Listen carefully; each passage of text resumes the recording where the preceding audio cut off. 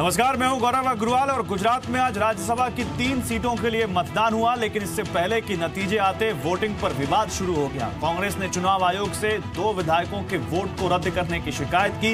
अब बीजेपी भी चुनाव आयोग पहुंच गई है और बीजेपी ने भी अपनी शिकायत दर्ज कराई और कहा कि कांग्रेस मतगणना को रोक रही है। इस बीच कांग्रेस पार्टी के भीतर जयराम रमेश के बयान से भी हंगामा मचा हुआ है। वहीं संसद में भी राहुल गांधी पर हुए हमले का मुद्दा आज उठा। आज इन्हीं तमाम मुद्दों पर बात करेंगे। यही है हमारी big story big debate, Congress की अग्नि परीक्षा।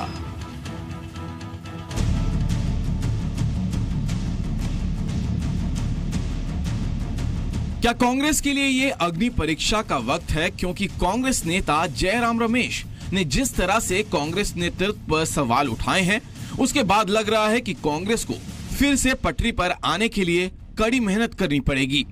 न्यूज एजेंसी पीटीआई को दिए इंटरव्यू में राज्यसभा सांसद जयराम रमेश ने कहा कि कांग्रेस के सामने अस्तित्व का संकट है, ये चुनावी संकट नहीं है। जयराम रमेश के मुताबिक प्रधानमंत्री नरेंद्र मोदी और बीजेपी अध्यक्ष अमित शाह की चुनौती से निपटने के लिए पार्टी नेताओं को एकजुट होकर नई रणनीति बनानी होगी।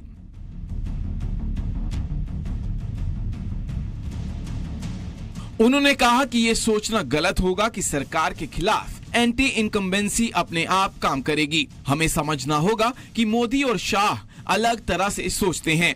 पुराने नारे, पुरानी रणनीति काम नहीं करेगी। भारत बदल गया है, कांग्रेस को बदलना होगा। हालांकि कैमरे पर जयराम रमेश कुछ भी बोलने से बचते दिखे, लेकिन पार्टी ने उन्हें सोच समझकर बोलने की नसीहत दी है। चलने दो यार। हाँ, चलने तो दे रहे हैं, लेकिन सर आपने जो इंटरव्यू दिया है बाकी सर बोल दो सर, क्या कांग्रेस सर एक्जिस्टेंशियल क्राइसिस तो कांग्रेस गुजर रही है, तो सोच क्या नए नैरेटिव क्या हो रहा है? हम कांग्रेस के नेताओं से भी कहेंगे कि वो इस प्रकार की सार्वजनिक राय देने से पहले पार्टी फोरम में इसकी चर्चा अवश्य करें। कांग्रेस का लक्ष्य मात्र सत्ता प्राप्ति नहीं, सत्ता हमारे लिए रास्ता है। उधर कांग्रेस को उसी के नेता ने आईना दिखाने पर बीजेपी जेडीयू ने चुटकी लेने में देर नहीं की। The whole of Congress party is agreed it has failed. Because they have negative program, they all the time are attacking him. What is your program?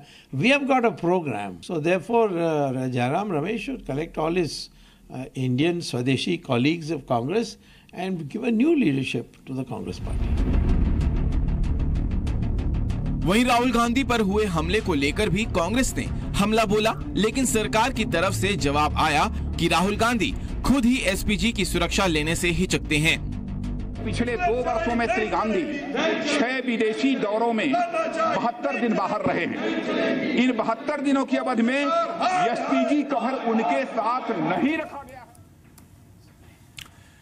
तो इस बीच ये कुछ मुद्दे तो कांग्रेस के लिए सिर का दर्द साबित हो ही रहते हैं। इस बीच गुजरात राज्यसभा में अहमद पटेल, जो कि सोनिया गांधी के राजनीतिक सचिव हैं, उनकी सीट का मुद्दा कांग्रेस के लिए नाक की लड़ाई बन चुका है। और इस बीच कांग्रेस वहां पर इलेक्शन कमीशन पहुंच चुकी है कि कांग्रेस के 2 विधायकों ने अपना वोट दिखाया, इसलिए उनका वोट रद्द किया जाए। और अहमद पटेल जीतेंगे नहीं जीतेंगे, इस पर अब संशय बना हुआ है। बीजेपी मांग कर रही है कि जल्द से जल्द कांग्रेस की मांग को खारिज करते हुए मतगणना शुरू की जाए और रिजल्ट बताया जाए। मेरे साथ कौन कौन है इस डिबेट में मैं आपको बताता हूं। मेरे साथ प्रेम शुक्ला है, भारतीय जनता पार्टी के प्रवक्ता हैं, राजीव रंजन है, जेडीयू के प्रवक्ता हैं, अवधेश कुमार जी हैं, वरिष्ठ पत्रकार, प्रेमचंद मिश्रा थोड़ी देर मेरे साथ जुड़ेंगे, एनसीपी के प्रवक्ता उदय प्रताप सिंह जुड़ेंगे और टीआर रामाचंद्रन, एक और सीनियर जर्नलिस्ट मेरे साथ इस डिबेट में ज्वाइन करेंगे। आप सभी लोगों का स्वागत है। लेकिन पहले प्रेम शुक्ला, क्या दिक्कत है? अभी मैंने सुना आनंद शर्मा कह रहे थे कि हरियाणा में गलती से एक विधायक ने अपना वोट कैमरे की तरफ दिखा दिया था, तुरंत उसका वोट रद्द हो गया था। यहां तो 2 कांग्रेस विधायकों ने जानबूझकर अपना वोट दिखाया है और इसलिए उनका वोट रद्द किया जाए। तो क्या आप मानते हैं कि कांग्रेस की इस मांग में दम है?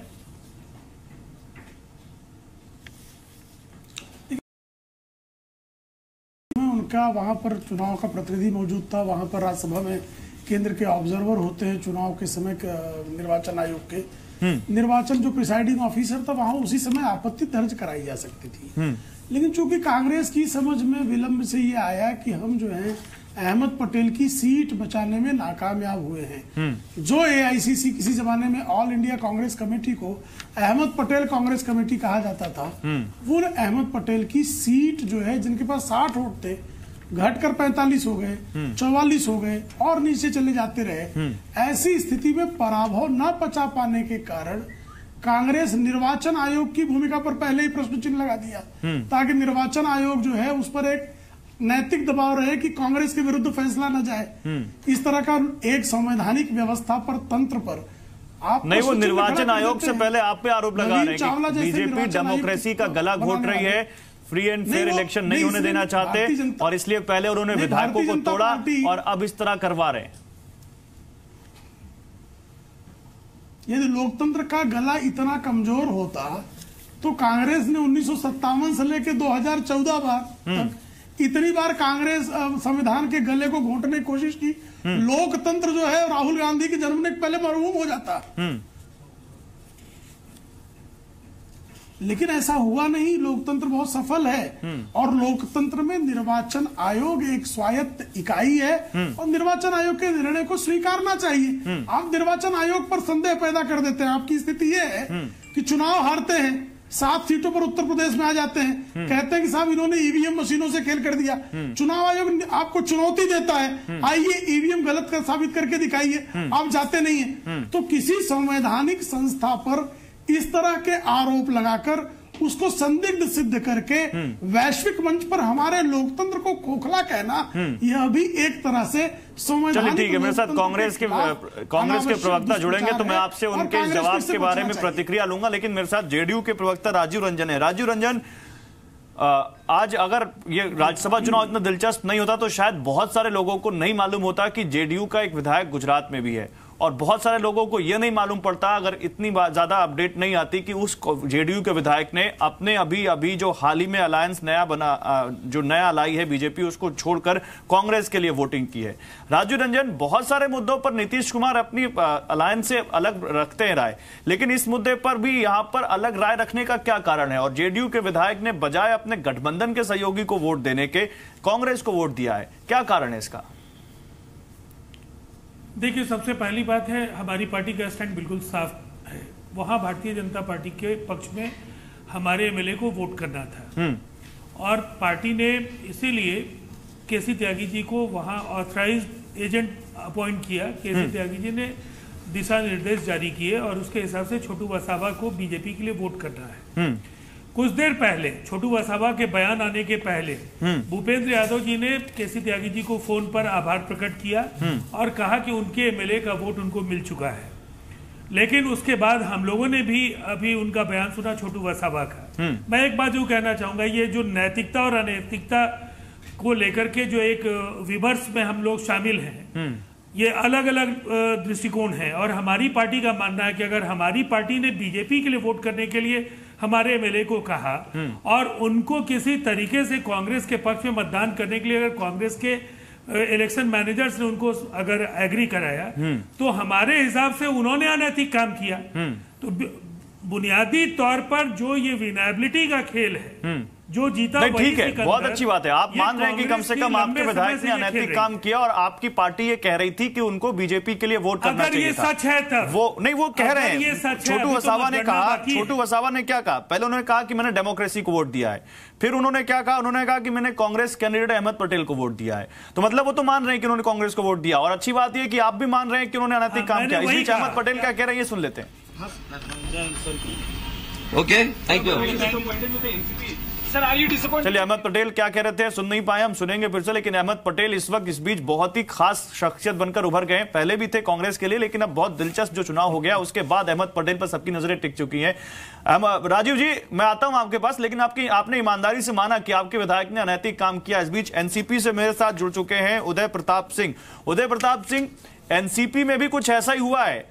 पहले आया कि एनसीपी ने तय नहीं किया है कि किसको वोट देना है, किसको वोट नहीं देना है। उसके बाद ये आया कि शरद पवार ने कहा कि कांग्रेस को वोट देना है, लेकिन उसके बावजूद एनसीपी के एक विधायक का नाम आ रहा है जिन्होंने बीजेपी को वोट दिया। तो एनसीपी में भी क्या गड़बड़ हो गई?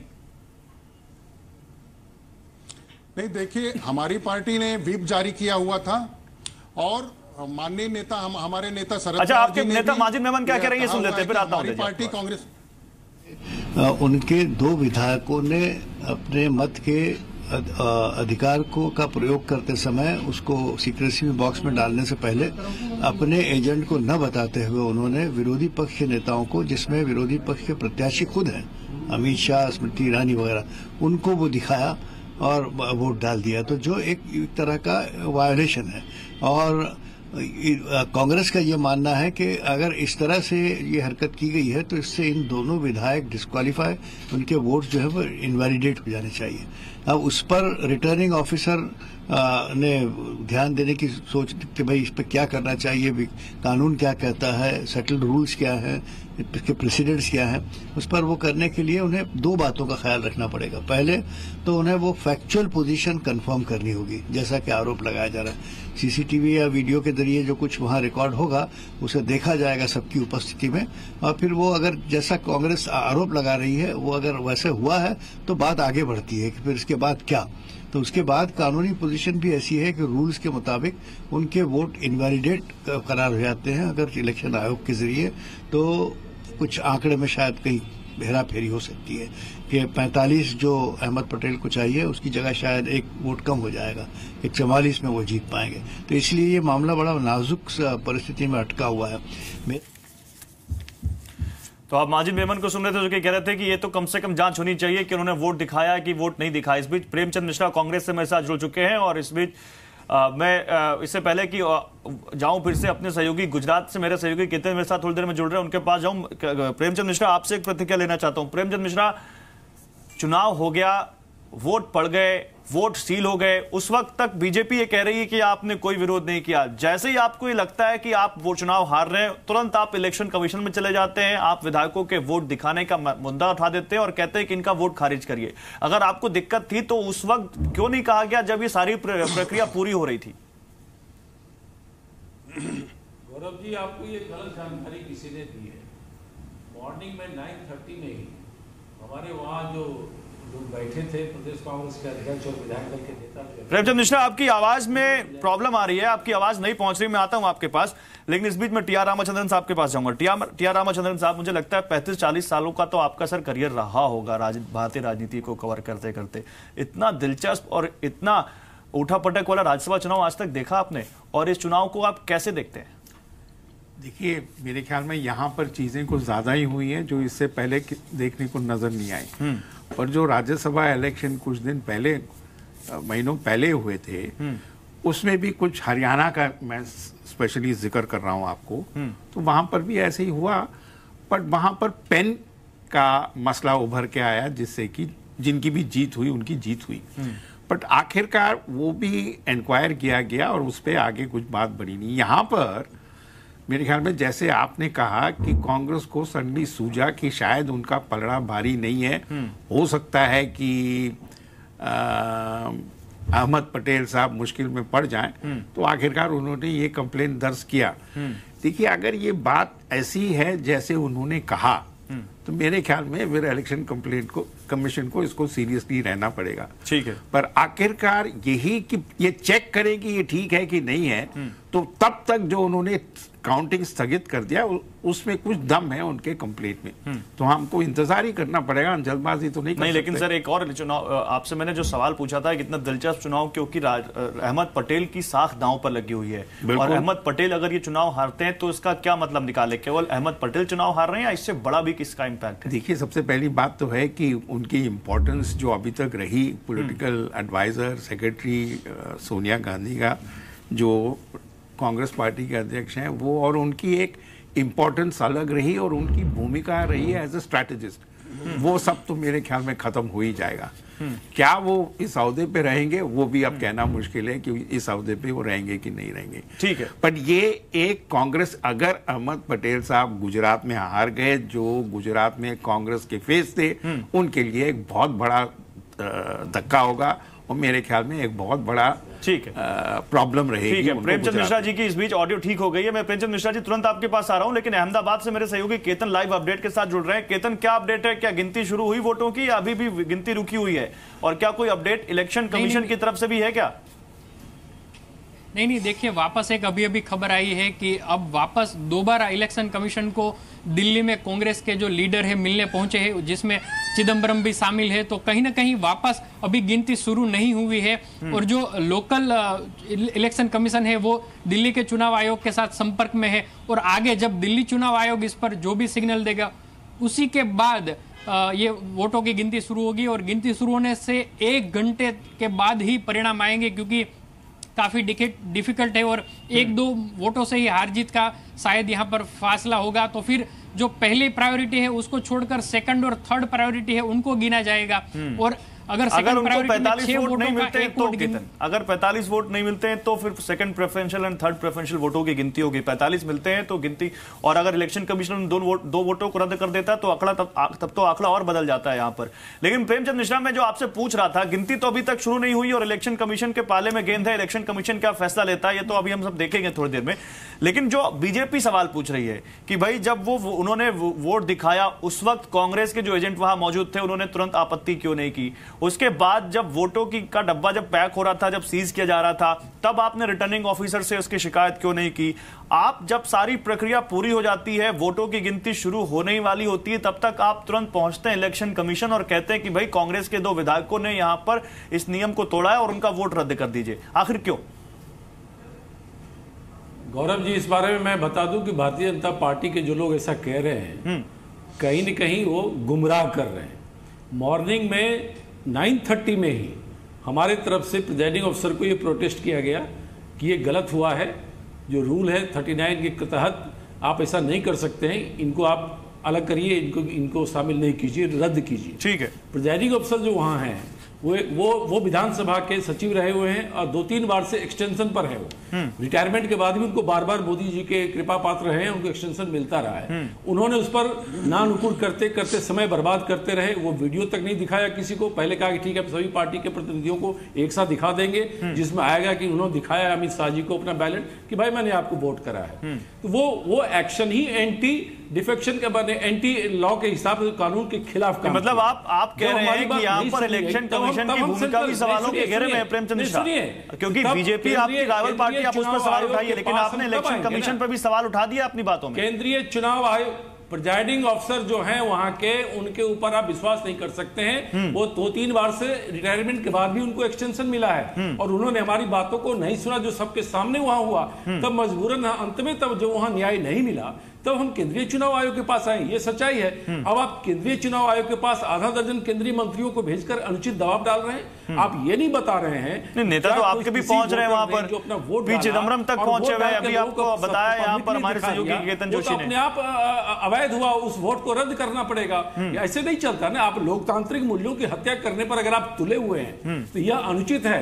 विपक्ष को अगर दबाना ही चाहते हैं, विपक्ष को कमजोर करना चाहते हैं, तो यह लोकतंत्र के लिए अच्छे। अच्छा, जयराम रमेश ने जो कहा उसमें प्रतिक्रिया देंगे। मैं इससे पहले कि राज्यसभा का इस मुद्दे पर अवधेश जी से अपडेट लूं, जयराम रमेश ने क्या कहा उसमें प्रतिक्रिया देंगे? बातें जो है, और क्या वो नहीं बताता कि कांग्रेस में किस कदर हलचल मची हुई है, किस कदर कांग्रेस के अंदर लोग सवाल उठा रहे हैं? जयराम रमेश जी की बातों से हम इत्तेफाक नहीं रखते। हाँ, चुनौतीपूर्ण समय निश्चित तौर पर कांग्रेस के लिए है, भारतीय लोकतंत्र के लिए है, और चूंकि लोकतंत्र की सबसे बड़े प्रहरी कांग्रेस है, स्वाभाविक हम मुख्य विपक्षी पार्टी हम। चलिए ठीक है, मतलब जयराम रमेश सही नहीं कह रहे, लेकिन चुनौतीपूर्ण समय है। ठीक है, उचित है। जयराम रमेश हो या कोई और बड़े नेता, उन्हें सर ये वही जयराम रमेश हैं जो आपके यूपीए सरकार में मंत्री रह चुके हैं। ये वही जयराम रमेश हैं जो सेंट्रल लीडरशिप के बहुत करीबी नेता माने जाते हैं, और यही जयराम रमेश हैं जिन्होंने अपनी किताबों में भी इससे पहले कुछ बड़े खुलासे किए हुए। लेकिन ठीक है, मैं आता हूं, मैं अवधेश जी के पास जाऊंगा। अवधेश जी, जयराम रमेश को जैसे राज्यसभा चुनाव की बात करते हैं, क्या अहमद पटेल को लेकर कांग्रेस ने इस चुनाव को नाक की लड़ाई नहीं बना लिया है, चाहे वो गुजरात रिजॉर्ट पॉलिटिक्स हो, कर्नाटक से लेकर गुजरात तक, और अब जब वोटिंग के बाद सेंट्रल ऑफिस जो केंद्रीय चुनाव आयोग है, यहां पर कांग्रेस के सारे बड़े नेता इस तरह पहुंच रहे हैं? क्या लगता है इस चुनाव को देख के? देखिए, मैं तो इसको पहले ऐसे कहूंगा कि पूरा देश इस समय एक अत्यंत ही अप्रिय और अभूतपूर्व दृश्य देख रहा है। मतलब यह दृश्य हम लोगों ने मैंने मेरे से ज्यादा कैरियर है ये रामचंद्रन साहब का। मैंने मेरा भी 30 वर्ष के लगभग पत्रकारिता हो गया। राज्यसभा चुनाव में हमने पाला बदलते हुए देखा है, खरीद फरोख्त भी देखा है, वो सब होते हुए देखा है। लेकिन देश की दो बड़ी पार्टियां चुनाव आयोग को अप्रोच करे कि चुनाव की गिनती रोकी जाए, वहां चुनाव अधिकारी पर इस ढंग से आरोप लग जाए, ये हमने कभी देखा नहीं। तो ये मतलब कांग्रेस की स्थिति का तो को दर्शाता ही हमारे भारतीय राजनीति की दशा को भी दर्शाता है। हमने इसके पहले भी जो दृश्य देखे, जो आप पूछ रहे थे कि विधायकों को उठा करके 44 विधायकों को बेंगलुरु ले जाया गया, 10 दिन तक वहां हो रहे, वहां से फिर उनको ला करके आनंद को रखा में के एक रिसोर्ट में रखा गया, फिर उनको केवल चुनाव कराने के समय ही वो बाहर निकले। तो ये सारे दृश्य हमने कभी राज्यसभा चुनाव में देखे नहीं थे। तो इसका मतलब यह है कि अब अच्छा आज भी आप दूसरी स्थिति से देखिए, आज भी एनसीपी टूट गई, जेडीयू का एक विधायक अलग हो गया, कांग्रेस के विधायकों ने बगावत कर दी, तो लेकिन बीजेपी इंटैक्ट है अभी भी। तो कांग्रेस अगर सब चीज के लिए केवल भारतीय जनता पार्टी को दोष डाल के और अपने अंदर नहीं झांकेगी कि हमारे अंदर ऐसा क्या है जिसके कारण अहमद पटेल जैसे कि राष्ट्रीय रणनीतिकार को, जिनको कि कुछ लोग चाणक्य कहते हैं सोनिया गांधी का, उनको पराजित करने और उनके खिलाफ विद्रोह करने के लिए तैयार हो गए। अगर कांग्रेस इसको नहीं समझेगी और चुनाव अधिकारी तक पर आरोप लगा के उसको चपेटे में लेगी, तो फिर इससे कुछ निकलेगा नहीं। जो कुछ जयराम रमेश ने कहा है वो बिल्कुल सच है और वही हो जाएगा। लेकिन मेरा यह कहना है कि कांग्रेस अगर 2 वोट को लेकर के अगर इतना वो मतलब उत्तेजित है और हर हाल में उस वोट अच्छा सर रोकेंगे, पीछे दमदम कुछ बोल रहे हैं, सुन लेते हैं। तो यार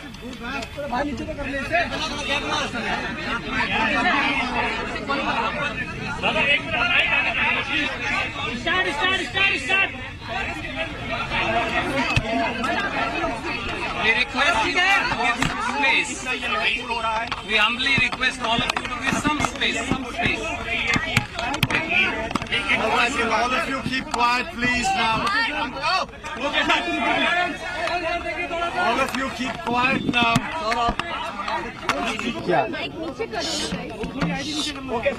All of you keep quiet, please. Will you please keep quiet for a minute? Please keep quiet for a minute. Please keep quiet for a minute, I said. Please keep quiet for a minute. Okay. We have pointed out to him there is videograph evidence to show that the ballot papers of 2 Congress MLAs were seen by persons other than the authorized person of the party. That is a violation of the conduct of election rules read with a circular of the Election Commission. There are precedents where such ballot papers have been rejected. The most recent precedent was in Haryana on June 11, 2016. On June 11, 2016, in the election to the Rajya Sabha, a Congress MLA's vote was rejected on the ground that the ballot paper had been seen by a person other than the authorized person. There was another precedent in 2000 in Rajasthan where an independent MLA's ballot paper was rejected on the ground it was seen by a person other than the authorized person. In Gujarat, there is ample evidence to show that 2 votes cast by Congress MLAs were seen by persons other than the authorized person. In fact, our reports are at least 2 or 3 persons have seen the ballot paper. Those 2 ballot papers went in favor of the BJP, which is why unauthorized persons of the BJP saw those ballot papers. Those 2 must be rejected. Election Commission cannot follow anything except its own precedent of June 11, 2016. Therefore, we've impressed upon the Election Commission that those 2 ballot papers must be rejected. Our reports from Gujarat are the returning officer is rightly awaiting the instructions of the Election Commission. let me make one thing clear. The only constitutional authority is the Election Commission. Conduct and superintendence of election is vested in the Election Commission. The returning officer is only an officer appointed by the Election Commission to carry out certain acts. The ultimate decision is always the decision of the Election Commission. We have told the Election Commission, the Election Commission must take the decision. The Election Commission must reject these two ballot papers as it did in Haryana on June 11, 2016.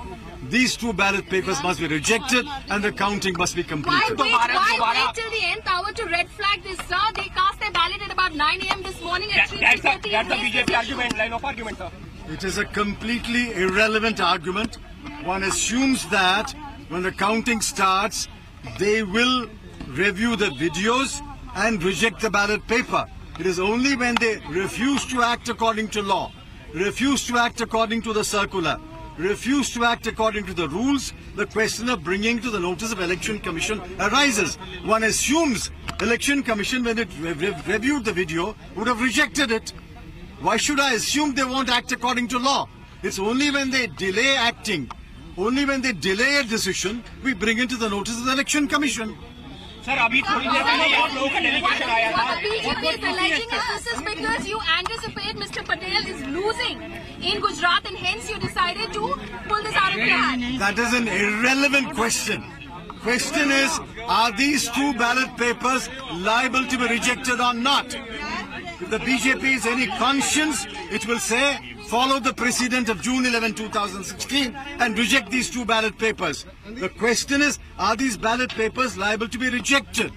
If they are liable to be rejected, they must be rejected and the counting must be completed. Did you come face to face with the BJP delegation? Did you come face to face with the BJP delegation? The delegation of the BJP that's inside Gehlot ji ji sir अभी आप लोगों की मुलाकात करके on करो आज Congress party का एक प्रतिनिधि मंडल जी चुनाव आयोग तो आपने सुना कांग्रेस के वरिष्ठ नेता पी चिदम्बरम को, जो कि कह रहे हैं कि इलेक्शन कमीशन को अब इस पर फैसला लेना है, रिटर्निंग ऑफिसर इस पर फैसला नहीं ले सकते और रिटर्निंग ऑफिसर के बाद हम मान भी नहीं रहे इलेक्शन कमीशन क्या फैसला लेता है, ये देखना है, हमें विश्वास है कानून पर। और वो कह रहे हैं कि कानून के मुताबिक जो ऑथोराइज पर्सन है उनके अलावा 2 से 3 लोगों ने उन 2 कांग्रेस विधायकों का वोट देखा जो कहीं से भी फिर वैलिड नहीं रहता और इसलिए ये इनकी वैलिडिटी खत्म की जानी चाहिए, ये वोट रद्द किए जाने चाहिए। और कह रहे हैं कि इलेक्शन कमीशन को अब इस बारे में फैसला लेना है।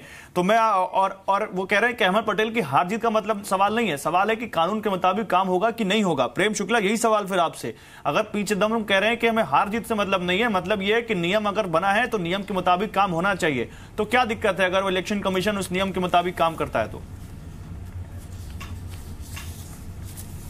निश्चित तौर पर नियम के मुताबिक ही काम करेगा, लेकिन नियम जो है वो सिर्फ कांग्रेस तय करेगी और संविधान की व्याख्या उसकी सुविधा के अनुसार होगा। ये जो दर्प है ये खतरनाक है, ये सुल्तानियत संविधान में लिखा है क्या? हम जो कहेंगे वो संविधान, हम जो कहेंगे वो कानून, आपने अपना जो है वहां पर प्रार्थना दी है। प्रेमचंद मिश्रा जी एक मिनट, प्रेमचंद मिश्रा जी एक मिनट, प्रेमचंद मिश्रा जी एक मिनट, सर मैं आ रहा हूं, मैं आपकी बात पे आ रहा हूं, मैं आपकी बात पे आ रहा हूं। इलेक्शन प्रोसेस के नहीं, प्रेम शुक्ला जी, एक तो कंफ्यूजन होती है, आप दोनों का नाम बिल्कुल एक ही है। प्रेम शुक्ला जी 1961 इलेक्शन रूल्स के नियम 39 में क्या लिखा है? दे रहा हूं, मुझे लगता है कि आदरणीय प्रेमचंद जी धैर्य पूर्वक जवाब। हाँ, मैं आपसे वही सवाल पूछ रहा हूँ, इलेक्शन रूल्स 1961 का आर्टिकल 39 क्या कहता है?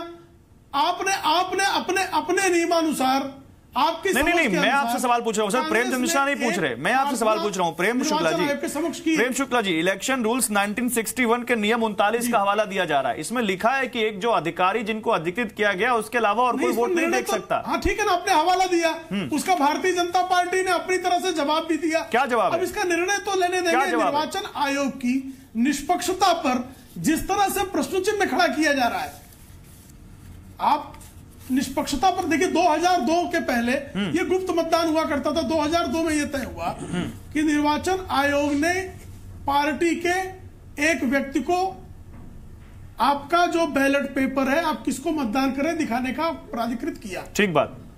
एक कैमरे का आप उदाहरण दे रहे हैं कि कैमरे पर दिखाया गया, कैमरे पर दिखाया जाना सार्वजनिक हुआ। एक व्यक्ति ये बैलेट पेपर दिखाते समय यदि किसी और को भी उस पर दृष्टि गई तो ये अपराध है या नहीं है, इस पर निर्णय लेने का अधिकार प्रिसाइडिंग ऑफिसर को होगा, इस पर निर्णय लेने का अधिकार निर्वाचन आयोग को होगा। इस पर निर्णय कौन ले रहा है? कांग्रेस ने निर्णय ले लिया कि हम इसके आधार पर आपकी मतगणना को रोक देंगे, हम निर्वाचन आयोग की निष्पक्षता को चुनौती दे देंगे। निर्वाचन आयोग जो निर्णय देता राज्यसभा चुनाव में, छत्तीसगढ़ में राज्यसभा चुनाव हुए थे कांग्रेस के युग में, और उसको कोर्ट को रद्द करना पड़ा था। तो आपकी आदत रही है प्रिसाइडिंग ऑफिसर को इन्फ्लुएंस करके, कानून को इन्फ्लुएंस करके, आपकी जो इच्छा हो उसके अनुकूल है आपने संविधान में कुछ भी डाल देना, कुछ भी निकाल लेना। ये आदत कांग्रेस की नहीं। भारतीय जनता पार्टी संविधानवादी लोकतंत्र में पूर्ण विश्वास रखती है। संसदीय लोकतंत्र के नियमों के अनुकूल हम व्यवहार कर रहे हैं। वो पराजय की ये स्थिति है कि वीरा रस से विभक्त रस से पहुंच गए हैं। अब उनको जिस बेचारे विधायकों को, उनमें से इसको रक्षाबंधन को रक्षा तक नहीं बांधने दिया जाता, विधायकों को बंधक बनाना ये लोकतंत्र है। अगर रहते वहां पर तो 44 भी नहीं रहते शायद। गौरव जी, मैं प्रेम शुक्ला जी को इतना पूछना चाहता हूं कि अगर हमें अपने विधायकों को लेके बाहर जाना पड़ा तो यही तो साबित करता है कि वहां परिस्थितियां कैसी भिन्न हैं।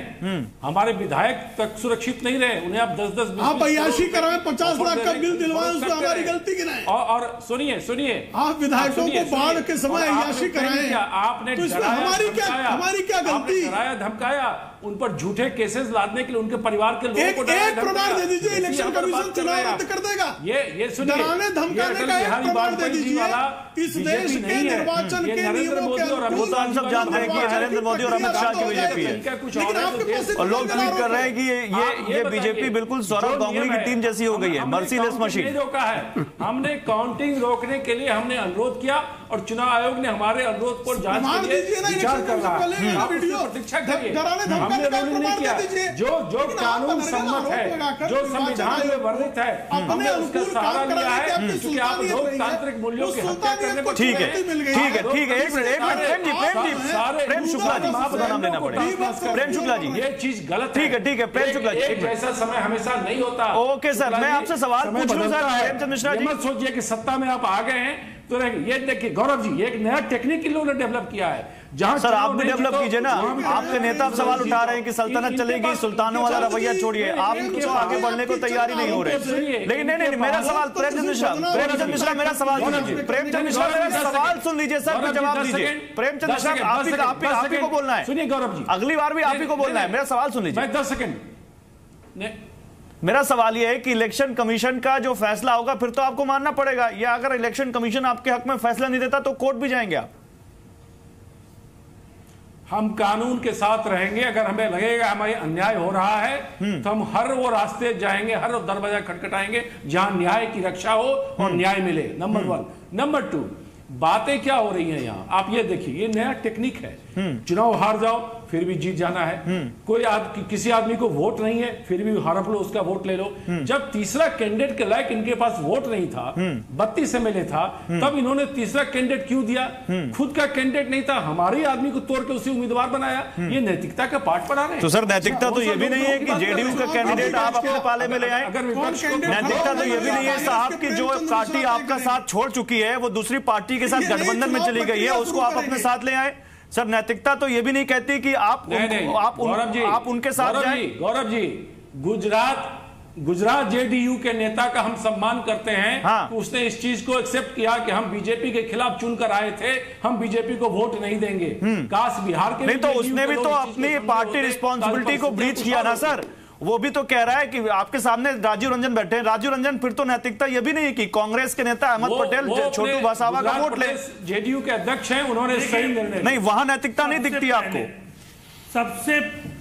सबसे पहले पार्टी निर्देशों की अवहेलना करने वाला कोई भी व्यक्ति हो, किसी दल का निर्वाचित जनप्रतिनिधि हो, अगर उसने पार्टी निर्देश की अवहेलना की है तो उसने अनुशासनहीनता का परिचय दिया है, और ये अनैतिक है, मैंने पहले भी कहा। और जहां तक विनायबिलिटी को लेकर के कांग्रेस का ट्रैक रिकॉर्ड है, हम लोग तो 3 साल साथ रहकर काम कर चुके हैं, लेकिन आजादी के 70 वर्षों में लोकतंत्र के सारे जो महत्वपूर्ण स्तंभ हैं उन सबको ध्वस्त करने का काम कांग्रेस करती रही है। अभी एक बात जरूर कहना चाहूंगा, ये दौर मुश्किल का कांग्रेस का इसलिए है कि 19% का वोट शेयर होने के बाद भी, देश के कई राज्यों में सांगठनिक आधार होने के बाद भी कांग्रेस का जो नेतृत्व है वो राज्यों के नेतृत्व से कट चुका है और संवादहीनता की स्थिति का नुकसान बिहार में हुआ है। आज जो गुजरात में देखने को मिल रहा है वो भी कहीं ना कहीं उसी कड़ी में है जो गोवा में और मणिपुर में हुआ है। ये पार्टी बिखरने के कगार पर अगर गई है तो कहीं ना कहीं जमीनी तौर पर जो जमीनी सच्चाइयां हैं उसे मुंह फेर कर। चलिए मैं यही सवाल एनसीपी से पूछता हूँ। ओके राजीव जी, मैं यही सवाल एनसीपी से पूछता हूँ। उदय भाई, आपके एक एमएलए ने क्रॉस वोटिंग की है और उन्होंने आपके पार्टी व्हिप के बावजूद बीजेपी को वोट दिया है। आप इस पर भी नैतिक और अनैतिक सर्टिफिकेट दे सकते हैं, लेकिन जयराम रमेश का जो बयान है उस पर एनसीपी क्या कहती है? जयराम रमेश छोटे मोटे नेता नहीं है और वो ये कह रहे हैं कि कांग्रेस के सामने अस्तित्व का संकट है, सल्तनत चली गई लेकिन हम खुद को सुल्तान मानते हैं, एंटी इनकम्बेंसी अपने आप काम नहीं करेगी, कांग्रेस को काम करने का तरीका बदलना होगा। तो जिस कांग्रेस के ऊपर, जिस कांग्रेस की लीडरशिप के ऊपर उन्हीं के इतने बड़े सवाल उठा रहे हैं, उस कांग्रेस के साथ अगर एनसीपी खड़ी है तो क्यों खड़ी है? और क्या एनसीपी को जयराम रमेश की बातों में कोई दम नजर आता है या नहीं? मैं आता हूं प्रेमचंद जी। देखिए, जयराम जी का जो बात है वो उनकी पार्टी की अंदरूनी बात है, उस पर मैं कमेंट नहीं करना चाहता हूं। लेकिन एनसीपी का जहां तक बात है, हम छोटी पार्टी वहां पे थे, हमारे पास 2 वोट थे और हमारी पार्टी ने व्हिप जारी की हुई थी।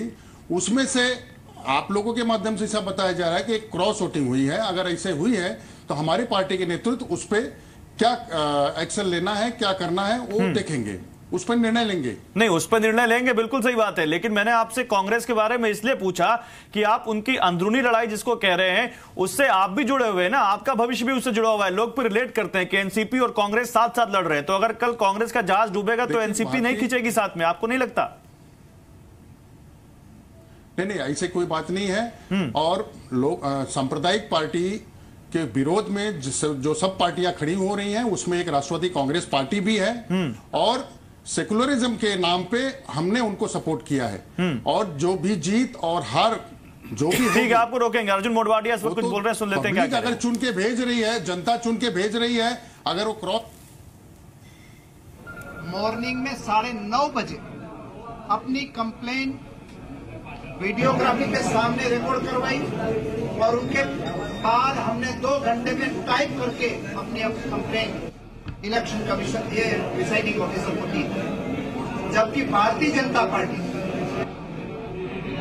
5:30 बजे, जबकि 4 बजे वोटिंग पूरा हो गया, उनके बाद ये कंप्लेन लिखी दी है इसलिए कि वो मीडिया को, जनता को मिसलीड कर। अगर उनको कंप्लेन देनी थी तो उसी समय जब हमारे एमएलए वोट डाल रहे थे और बैलेट बॉक्स में डाल रहे थे, उसी समय वीडियो के सामने वो रिकॉर्ड करवा सकते थे और उनके बाद तुरंत बाद वो रिटर्न में भी दे सकते थे, लेकिन उसी समय किसी ने नहीं दिया। अभी ये फेक कंप्लेन 5:30 बजे जब चुनाव खत्म हो गया, काउंटिंग शुरू होने जा रहा था, उसी समय वो दे, इसलिए मिसलीडिंग है और खोखला गई है भारतीय जनता पार्टी। इसलिए डेलीगेशन पे डेलीगेशन दिल्ली भेज रही है। हमने तो यहाँ प्रिसाइडिंग अफसर के सामने ये कंप्लेन दी और उसी समय डिसीजन लेने के लिए कहा गया। हमारे ऑथोराइज एजेंट शक्ति सिंह गोहिल थे, उन्होंने कहा कि जो प्रिसाइडिंग अफसर है उनको 2 एक्सटेंशन आपको मिला है, इसलिए आप दबाव में मत आइए। सरकार ने उसको 2 दफा एक्सटेंशन दिया, इसलिए दबाव में मत आइए। और तुरंत ही जैसी तरह हरियाणा और राजस्थान में जैसी तरह डिसीजन लिया था वही लाइन पर आप लीजिए। तो आप सुन रहे थे अर्जुन मोढवाडिया को। और इस बीच खबर आपको एक और दे दें कि अरुण जेटली जो कि देश के वित्त मंत्री हैं वो भी इलेक्शन कमीशन पहुंचे हैं दिल्ली में। तो टीआर रामाचंद्रन साहब, जहां पर पूर्व वित्त मंत्री कांग्रेस की तरफ से दलीलें दे रहा हो, सुप्रीम कोर्ट का इतना बड़ा वकील और इतने बड़े बड़े चेहरे वहां पर कांग्रेस की तरफ से, और फिर बीजेपी की तरफ से जब अरुण जेटली पहुंच जाए तो पीयूष गोयल, रविशंकर प्रसाद, निर्मला सीतारमण को तो हम इससे पहले भी देख रहे हैं। ये क्या बताता है? एक आदमी के लिए पूरी रात, इस वक्त रात में अगर सरकार के बड़े बड़े मंत्री और कांग्रेस पार्टी के इतने दिग्गज नेता पहुंच जाएं तो ये अहमद पटेल का कदी तो बताता है सर। कद भी बताता है, प्रेस्टीज का मसला हो गया, क्योंकि गुजरात में जो एक कांग्रेस की छवि नजर आती थी वो सिर्फ एक अहमद पटेल साहब थे। और देखिए 5 बार जीत लेना एक जगह से राज्यसभा के लिए कोई छोटी मोटी चीज नहीं है, ये बड़ा मायने रखता है। तो आखिरकार कांग्रेस की हालत इस वक्त गुजरात में बहुत ही खराब है। अगर उनको ये भी सीट ना मिले और ये हार जाए, राज्यसभा में ना आए पहली बार, तो मेरे ख्याल में उनके लिए एक बहुत बड़ी संकट उठ के खड़ी हो गई है। ये मसला कोई भी राजनीतिक दल छोड़ने वाली नहीं है। अगर कांग्रेस ने ये सवाल उठाया है इलेक्शन कमीशन के सामने, तो बीजेपी अपनी सफाई तो उसमें रखेगी ताकि इलेक्शन कमीशन वो भी सुने, और आखिरकार जो भी डिसीजन लेगा वो तो इलेक्शन कमीशन के हाथ में है। तो मेरे ख्याल में भाई डिफॉल्ट बीजेपी जाने तो नहीं देगा। अगर अरुण जेटली साहब इस बीच खबर ये आ रही है कि अगर 2 विधायकों का वोट कैंसिल हो गया तब तो हो सकता है कि स्मृति ईरानी के वोट पर भी जीतने पर भी कुछ फर्क पड़ जाए। शायद हो सकता नहीं हो सकता, मैं अपने सहयोगी से पूछूंगा। लेकिन अवधेश जी, अगर अहमद पटेल चुनाव हार जाते हैं, शंकर सिंह वाघेला चुनाव पार्टी पहले ही छोड़ चुके हैं, तो क्या इसका असर आने वाले गुजरात विधानसभा चुनाव पर भी देख सकते हैं हम? निश्चित रूप से। देखिए, कांग्रेस के सामने अहमद पटेल को जो जिताने के लिए इतना यत्न करना पड़ रहा है, इतने पापड़ बेलने पड़े हैं, उसके पीछे एक बड़ा कारण ये भी है। और रणनीतिकार हैं, सोनिया गांधी के करीबी हैं, गुजरात में पार्टी के चेहरा हैं, ये सब ठीक है। लेकिन अगर वो चुनाव हार जाते हैं तो उसका जो मनोवैज्ञानिक प्रभाव जनता पर होगा कि कांग्रेस की कितनी बुरी गत है और कांग्रेस में कैसी टूट हुई है कि कांग्रेस के लोगों ने कांग्रेस को हरा दिया, और भारतीय जनता पार्टी इसको उठाएगी और इसका असर मतदाताओं पर चुनाव में पड़ना निश्चित है। साथ ही साथ कांग्रेस पार्टी को भी इससे जो एक नैतिक बल होता है ना पार्टी के अंदर, जिसके आधार पर आप बहुत कठिन से कठिन समय में भी चुनौतियों का सामना कर लेते हैं, वो नैतिक बल कांग्रेस का कमजोर हो जाएगा आम कार्यकर्ताओं का, और उसकी क्षति उसको होगी।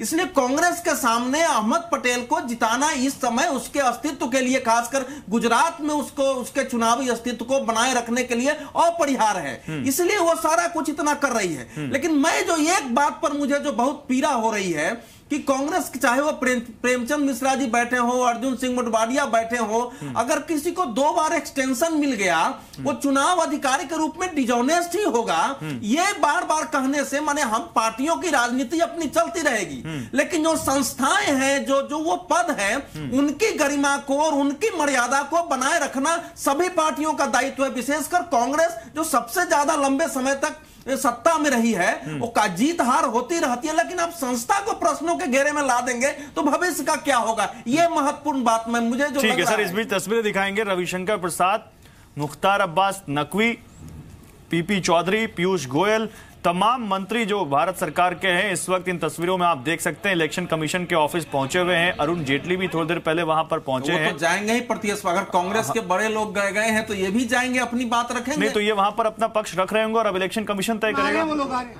शायद ये लोग अपना पक्ष रख के बाहर की तरफ। इलेक्शन कमीशन ने कह दिया है कि हम रिटर्निंग ऑफिसर के रिपोर्ट पर हमारा डिसीजन निर्भर करेगा। उसने साफ कहा है कि वहां वीडियो फुटेज देख करके जो वीडियो कराई गई है उसमें अगर वो दिखाते हुए दिख जाएंगे, उसके आधार पर हमारा निर्णय होगा। तो वो वीडियो देख रहे होंगे। अगर वीडियो में वो दूसरे को, हालांकि वो जो एमएलए है उसका भी इंटरव्यू आ गया, उसने कहा है कि मैं 5 बार से एमएलए हूं, मेरे पास इतनी बुद्धि है कि मैं किसी दूसरे को न दिखाऊं।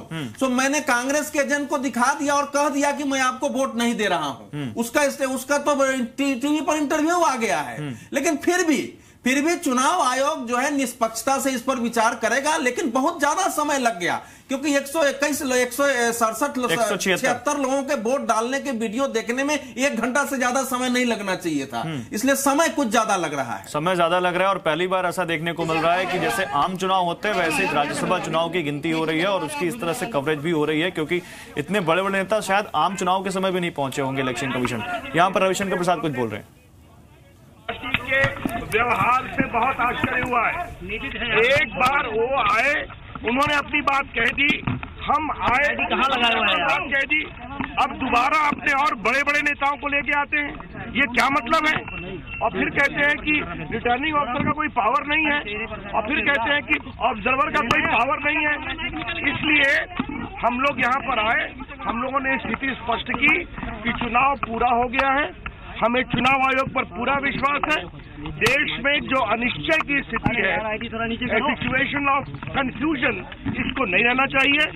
चुनाव आयोग के नियम स्पष्ट है कि कांग्रेस का पूरा आरोप बेबुनियाद है। Just a minute please.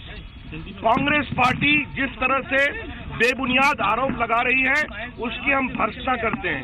Congress party खुद टूट रही है, उसका घर बिखर रहा है, उसके लोग उससे दूर जा रहे हैं, वो बार बार हार रही है। इसीलिए समय पर न उन्होंने कोई आपत्ति किया, न उन्होंने कोई ऑब्जेक्शन किया, और जब उनको लगा कि हम हार रहे हैं तो इस तरह की बातें कर रहे हैं, ये गलत है। इसीलिए हमने और रॉन्ग प्रेसिडेंट को कोट कर रहे हैं। एक बात आपको और बताएं, जितने प्रेसिडेंट को वो कोट कर रहे हैं वो रॉन्ग प्रेसिडेंट है। कई जगहों पर रिटर्निंग ऑफिसर समय पर फैसला लेता है, वो वोटों को टेंडर करके सेपरेट करता है, जो रूल 39 में 39AA में प्रावधान है। एक बार जब बैलेट पेपर बैलेट बॉक्स के अंदर चला गया तो अब ये कह रहे हैं कि वो क्वेश्चन किया जाए, ये अनहर्ड ऑफ है। वो रिटर्निंग ऑफिसर, ऑब्जर्वर, इन सबों ने उस पूरे मामले को स्पष्ट रूप से कोई उसमें आपत्ति में कोई मजबूती नहीं पाई है। Even videography is explain the same thing.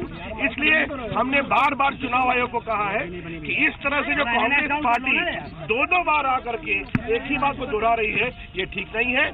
ये काउंटिंग कब से शुरू हो रही है सर? शुरू की जाए, जल्दी शुरू की जाए, ये हमने चुनाव आयोग से अपील किया है और हमने चुनाव आयोग पर पूरा विश्वास। कांग्रेस पार्टी के सारे आरोप बेबुनियाद हैं। तो कांग्रेस पार्टी के सारे आरोप बेबुनियाद हैं, ये कहते हुए रविशंकर प्रसाद, और उनके मुताबिक इलेक्शन कमीशन जल्द से जल्द काउंटिंग शुरू कराए, और जो कांग्रेस विधायकों ने किया है उसमें कहीं से भी कोई गलती नहीं है। केतन जोशी मेरे साथ अहमदाबाद से इस बीच लगातार जुड़े हुए हैं। केतन, अभी क्या अपडेट मिल रहा है आपको, कब तक काउंटिंग शुरू हो सकती है? और दूसरी चीज, क्या अगर इन दो विधायकों का वोट इनवैलिड होता है तो क्या जो जीत का आंकड़ा है और जो समीकरण है उसमें भी कोई बदलाव आएगा क्या?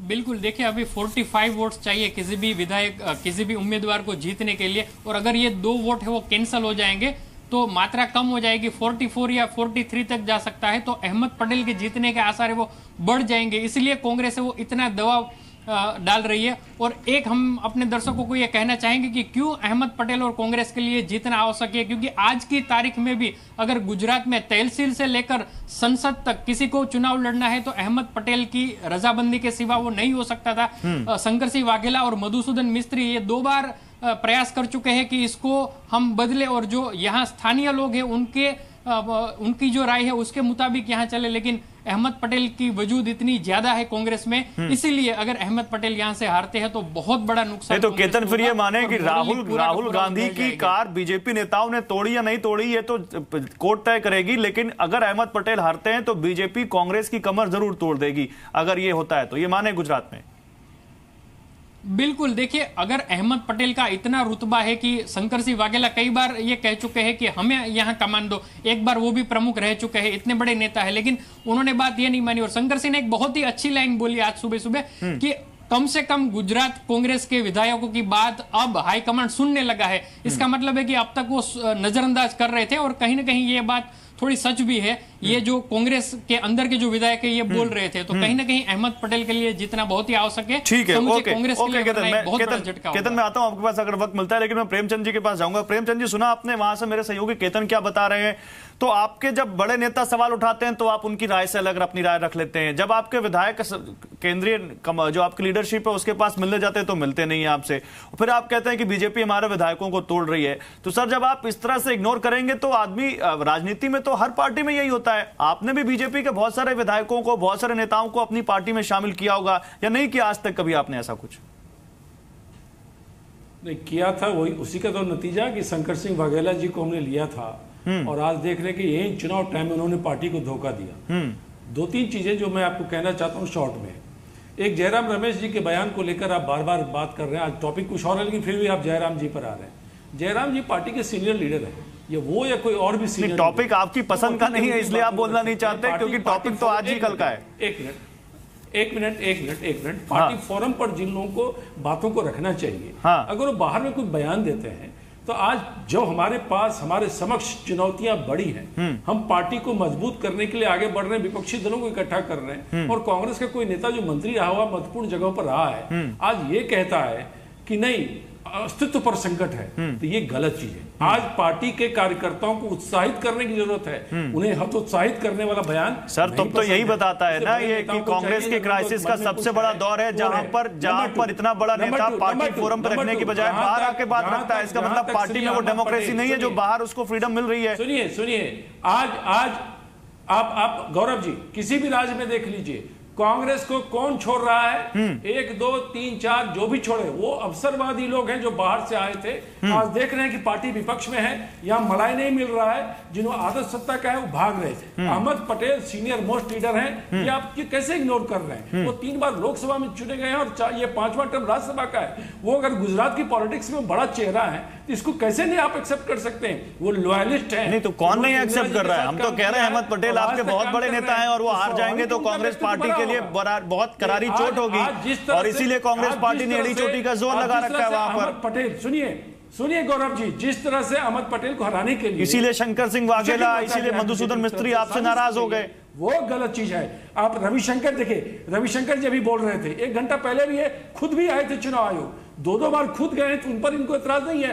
कांग्रेस के लोग 2 बार क्यों आ गए ये बोल रहे हैं, ये गलत बयानी कर रहे हैं। आपके जाने के बाद गए हैं वो मंत्रियों की फौज को लेकर मोदी जी को नहीं दिखा। आप 4 बार जाइए सर इलेक्शन कमीशन, लेकिन कानून तो एक ही है ना। आप 1 बार कहेंगे 4 बार कहेंगे, कानून तो एक ही है। उसी कानून के तहत तो आपने कैसे तय कर लिया कि कानून का पालन नहीं हो रहा है? अगर आप इलेक्शन कमीशन जाएंगे तो बीजेपी के नेता क्यों नहीं जाएंगे? आप क्यों जा रहे हैं?